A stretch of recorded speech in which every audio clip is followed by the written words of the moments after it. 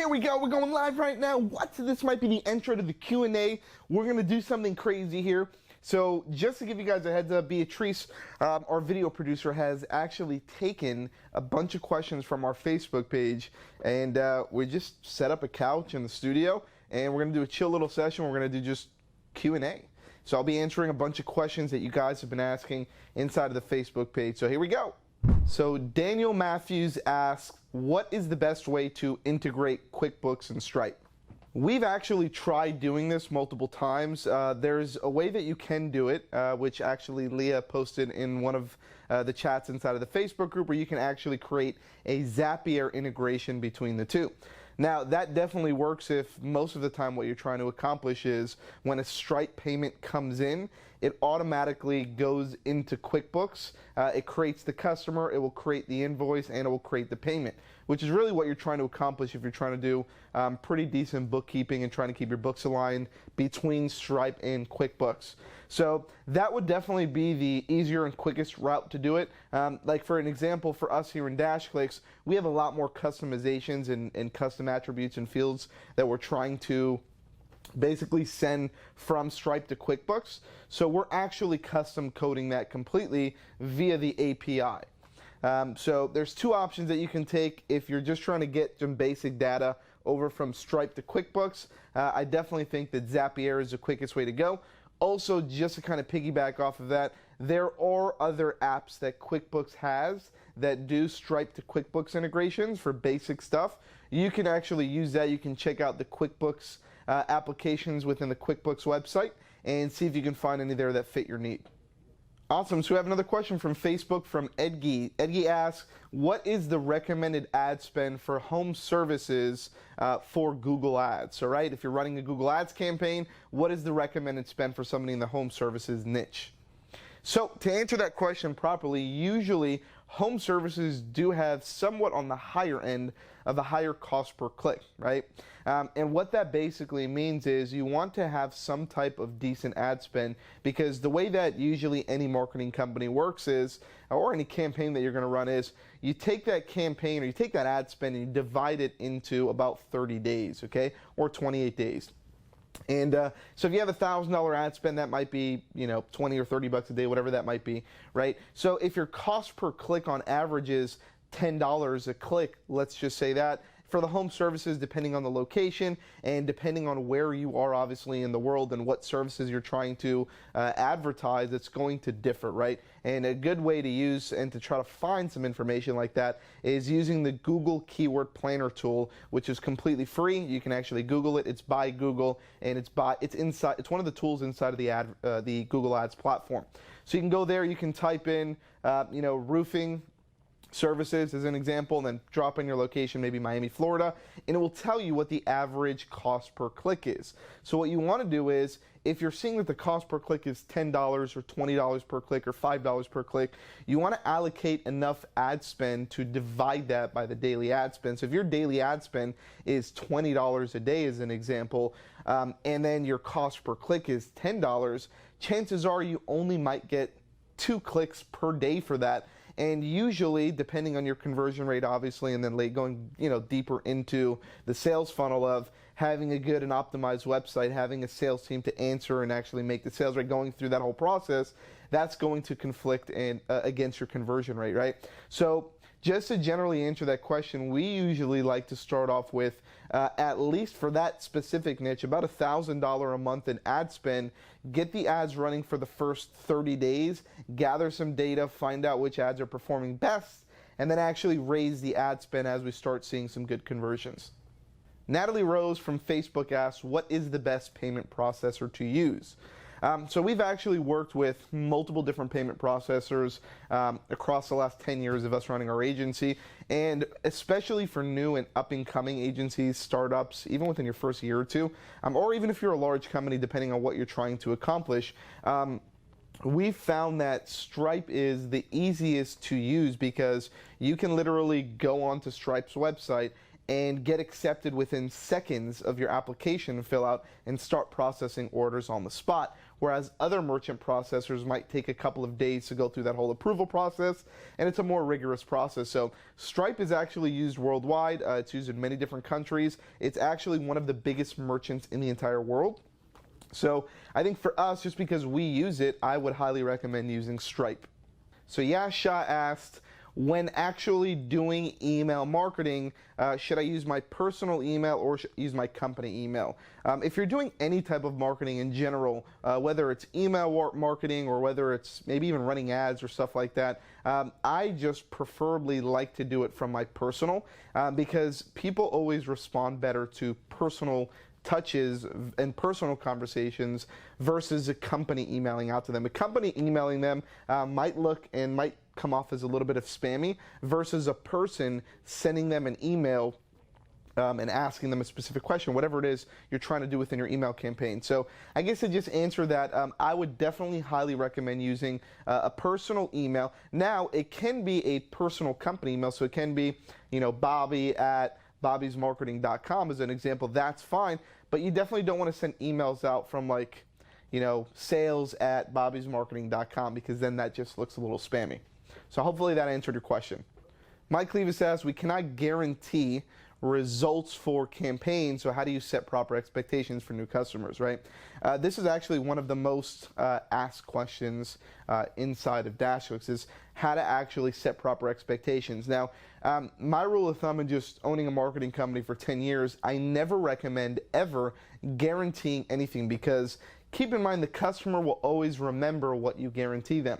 So if you're guaranteeing somebody 20 leads per month and you at the end of the month deliver them 15 leads, they're going to come back to you pissed off because you guaranteed them 20 leads and now you're short 5 leads, right?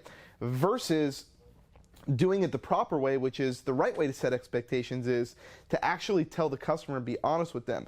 There's no actual guarantee that we can provide you because there's so many different variables within the campaign. You're going to have a different ad copy. You're going to have different graphics and images and videos and different landing page, and we're going to be targeting different audiences. And there's so many different variables within your campaign that is completely different to any other campaigns that we might have ran in your industry, right? So, and you might even be targeting different locations as well, which is also another thing that differentiates ad costs and conversions and all that stuff. So you never want to put any guarantee on marketing. The right way to do it is to say, hey, you know what, we need at least 30 to 60 days to run the campaign, gather in some data, and then we'll be able to set some type of KPIs for the months moving forward, because then we'll know what our average cost per acquisition is, right? I'll know that it's costing me $20 to acquire a new lead or get a new phone call or whatever the case may be. So you always want to give yourself at least 30 to 60 days to go out, gather the data, and then from the data, because the numbers tell it all, right, we can actually give a real amount. And we can say, hey, you know what, right now, it's we're 45 days into the campaign. It's costing us $25 to get a lead. I think we can definitely get that down over time. Maybe next month we can set some type of KPI and some type of goal to get that number down from $25 to maybe $20 or $22 or whatever that case is. But you're not guaranteeing them that. That's just a strategy and the plan of attack that you're going with. So hopefully that helps. So Alicia asked, has anybody ever went door to door to try to pick up clients for your agency, right? So when we first started our retail agency, social agency 10 years ago, that was actually one of the first things that we did. And that's actually what brought us over to that 6-figure mark in sales, right? And we used to close probably like 5 to 10 new clients every single month by doing that. So our approach was, and I can remember this from back in the day, we used to have this older guy who was probably like 60 years old. And I can remember this like it was yesterday. And he didn't have a car, he was driving on a Vespa. And he used to come in with these like Hawaiian button shirts and khaki shorts, right? He looked like Jake from State Farm. And he used to actually park in a plaza, take his Vespa, park in a plaza, and he used to go door to door to all the places. He used to go in buildings and just walk literally the building and knock on all the doors. And his pitch was, hey, we're a local marketing company. The name of our marketing company is, Bobby's Marketing. And we're offering a free online business analysis for local businesses within an area, within a 5-mile radius of our business. We're just trying to help some people out and see if we can maybe offer you any marketing services in return, obviously. And the report is completely free, and he used to have a copy of the report so he can show them exactly what they were going to get. And it was like a 5 or 10 page report that we would give them, and it was one of the tools that we used way back in the day. I forgot what the name was. But regardless, it was a report, and he used to say, hey, this is what the report's going to look like. All I need is just some general information. I could probably just take a business card and then maybe write down your contact information so I can contact you.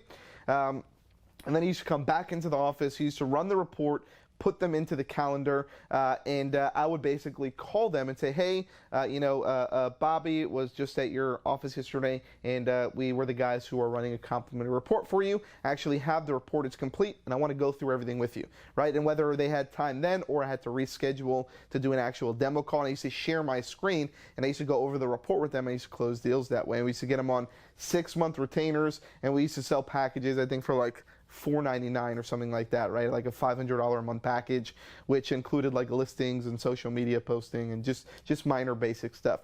So yes, the answer is yes, it definitely works. And if you're capable of actually going out and doing it and getting outside of that box, highly, highly, highly recommended.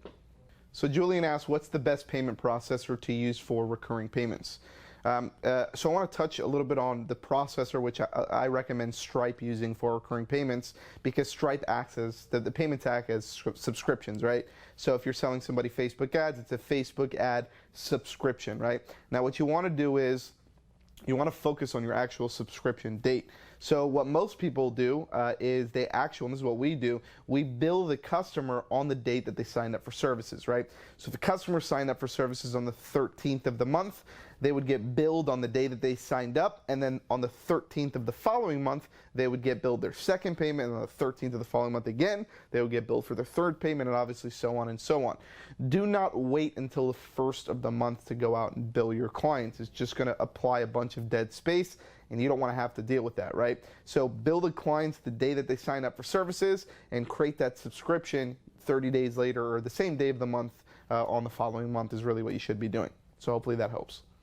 So Shanika asks, what's the best way to find real estate clients for your agency, right? So the approach that we have taken is real estate agents are probably one of the easiest people to sell to because there's so many of them and they all need help, right? So one of the easiest ways that you can do, and some of the approaches that you can take, is you can even go on companies like Zillow or Realtor.com and actually look at all of the realtors that are listed on actual properties. That's the first thing that you can do. The next thing that you can do is just as easy as doing a Google or Yelp search. If you're doing a Google search, look in the Google business listings. You'll see a list of realtors. Just type in realtor in and then your city name, and you'll see all the local realtors. And the same thing for Yelp. Go in there, do that, type in realtor in and your city name, and you'll see all the local realtors. The approach that you want to take is, in my opinion, I would just do a cold call, or I would even use our tool InstaSites, where you can actually go out and you can build a realtor a website with literally within a couple of seconds and use that as your foot in the door in your prospecting method, and then work your way up the value ladder to sell them other services later on down the road. But that's how it's a great way to build a client base.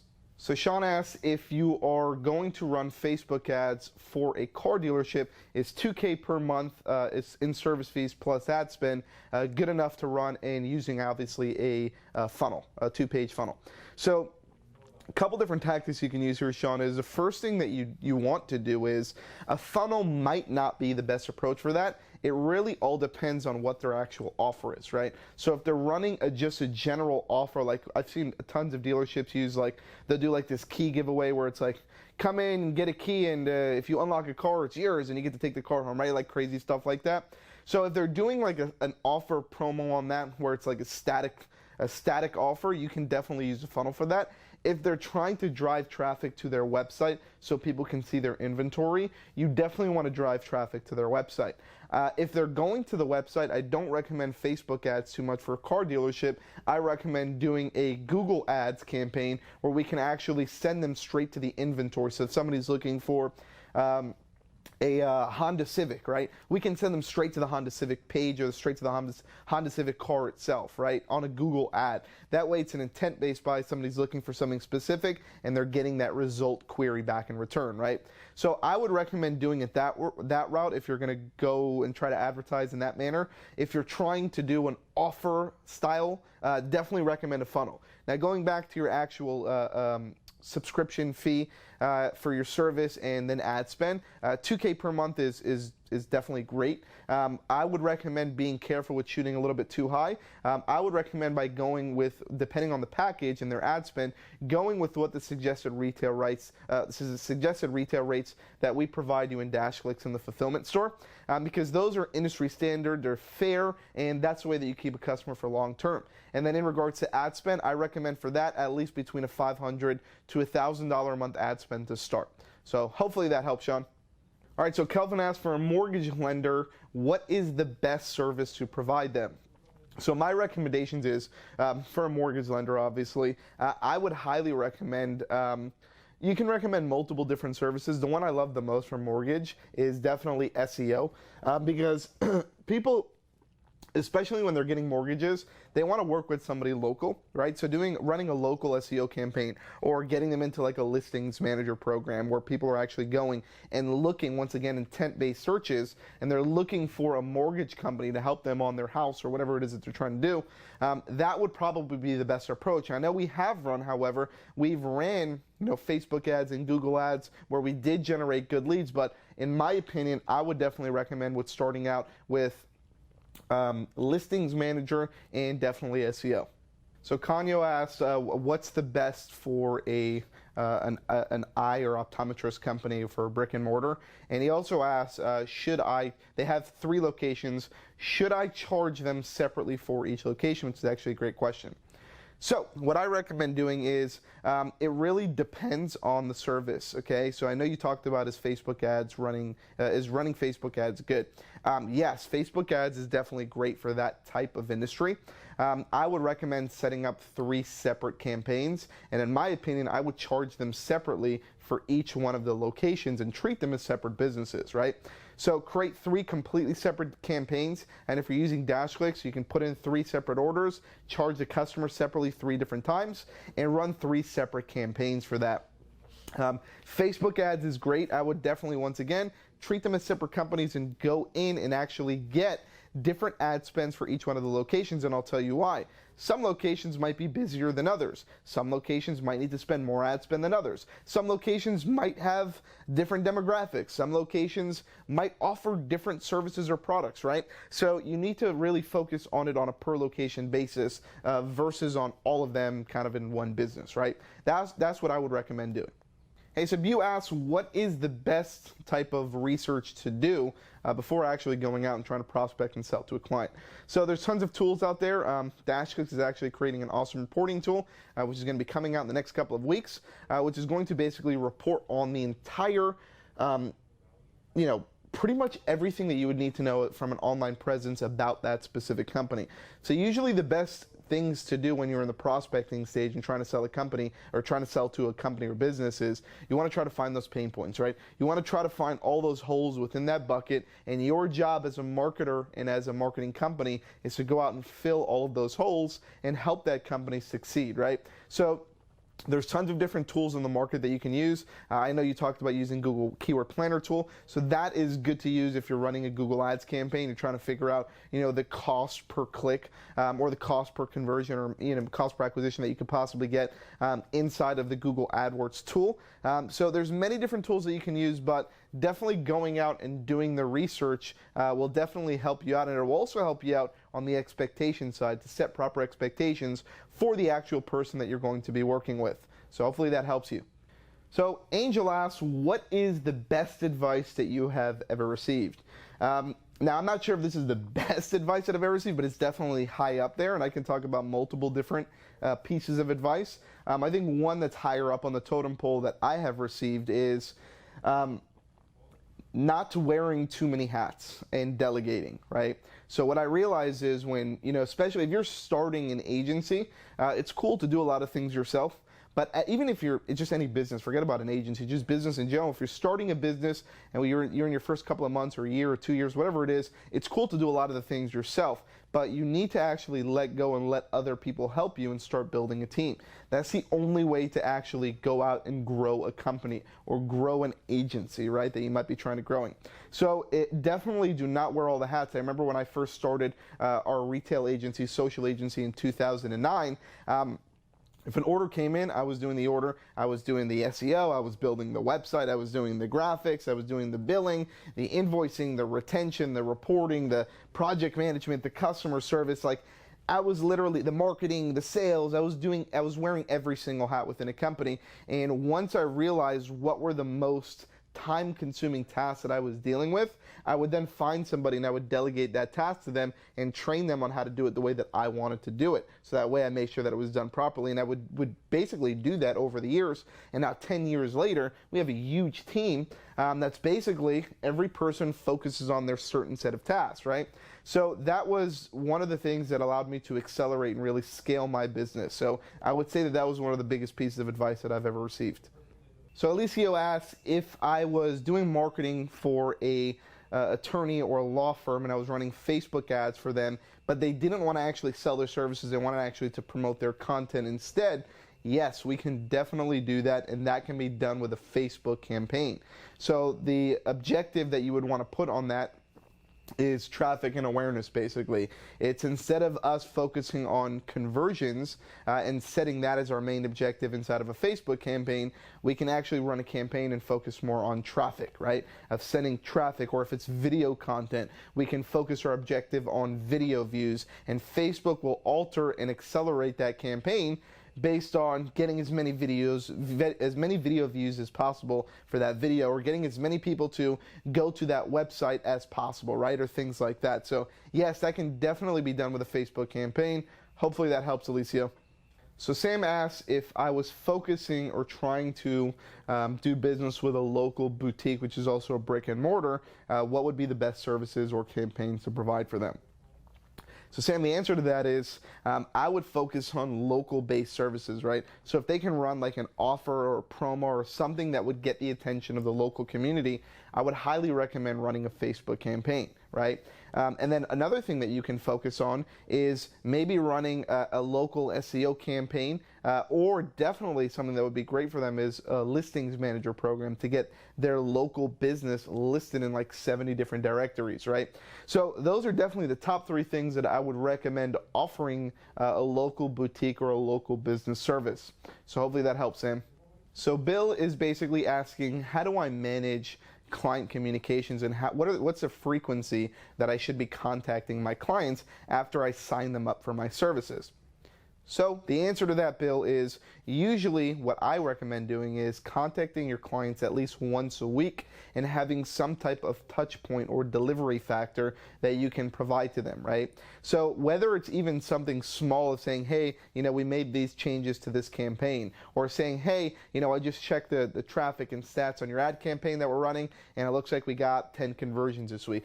Just having some type of touch point, you definitely want to do that at least once a week. And then at the end of their billing cycle, you want to have what's called a monthly reporting session, where you can take the report from their actual metrics, from everything that's happening in their campaign, and give them an update, and then also set expectations as what they can plan to maybe receive next month, or set some type of goals where we'd like to actually do for the following month. So in a short answer to that, it's definitely do weekly touch points, and then at the end of the month, do once a month like a whole reporting thing, which should last for like maybe even 10-15 minutes. It could be a quick call. So hopefully that helps, Bill. So Yash asks, what is the best campaign to run for catering companies? Is it Google Ads, or is it Facebook, or is it both? The answer to that, Yash, is actually both are pretty good for a catering company, and I'll tell you why. Most catering companies, they cater to events, right? Specific milestone events that are happening. It could be a wedding, a bar mitzvah, bat mitzvah, quinceañera, or a corporate event. It could be any type of those things. Usually when an event happens, the person who's throwing that event, right? Like maybe if it was a wedding and it was a couple that was getting married, they're going to go into Google and they're going to start searching for catering companies, right? So using Google is definitely an intent-based search, is amazing. Now on the flip side, if let's say you also are a catering company and you're focusing and you're gearing your energies towards throwing wedding events, you can actually run a campaign on for people on Facebook that actually just recently got engaged. And you can say, hey, congratulations on just getting engaged. We're actually a local catering company. We're here X, Y, and Z. We offer X, Y, and Z services, and we'd love to work with you. Hit us up for a custom quote or whatever it is, right? So there's definitely both ways of going at it. Google is more of an intent-based campaign, whereas Facebook is kind of like putting it in your face while you're searching on Facebook or while you're flowing through Facebook. You're not necessarily searching for it, right? But both definitely do work for that industry. So hopefully that helps you, Yash. So Cabanda asks, what is the best type of campaign to run for app downloads? For app downloads, I would highly recommend Facebook. Facebook actually has an objective specifically for app downloads, right? So depending on the campaign or depending on the audience that you're trying to attract, I think this one, you said it was for car rentals or something in the car industry. If it's location-based, you can definitely go towards a specific location. If it's people who are targeting or a specific demographic, you can target that demographic, and the objective for that campaign would be an actual application download. So hopefully that helps you out. So Kevin asks, what's the best for SEO? Should I build a ClickFunnels or should I even run a Facebook campaign? This is for a staging company. So Kevin, to answer your question, the first thing that I would highly recommend doing is when you're running SEO, I don't necessarily recommend running it to a ClickFunnels website. I highly recommend actually building a physical website where you can have multiple pages and have a better URL structure for that. SEO usually just works better with regular websites versus having an actual ClickFunnels landing page, right? ClickFunnels is more used for like funnels and landing pages, not so much of SEO. Also, if they're a staging company, I would probably not recommend doing Facebook ads. I would recommend doing Google ads for something like that, and I would drive that Google ads traffic to an actual website. So hopefully that helps you out. So Greg is asking, he has a restaurant that's in a small town that wants to do a birthday offer or something like that within Facebook ads and a funnel. So you also stated, Greg, that the average customer spends about $12 within the restaurant. So what I would focus on and make sure you're setting proper expectations here is running a Facebook campaign first and foremost is probably the best thing that you can do. I know just from running tons of restaurant Facebook campaigns, especially giving away free stuff, you're getting leads for like $1, somewhere around there. So, now keep in mind, sometimes it's higher, sometimes it's cheaper, there's a lot of different variables. But what you should be focusing on telling the restaurant is don't only focus too much on the cost per acquisition to get somebody in your doors to come eat. Even if it costs you $12 and you break even on that actual sale, think about that person coming back, because that's what happens at restaurants, right? Somebody will come and they'll eat, they'll have a good experience, the food will be good, and then they'll actually come back. So the expectations that you want to set is, we're not going and getting you leads to actually come in and use a coupon. We're getting you lifetime customers that are going to keep coming back, right? So this is definitely something that you want to do long term. You don't want to focus on a short-term solution just to fill up some seats. You want to focus on a long-term solution on how you can keep getting people coming into your restaurant and funneling them to keep coming back and back and back and be recurring customers for life. So hopefully that helps you out.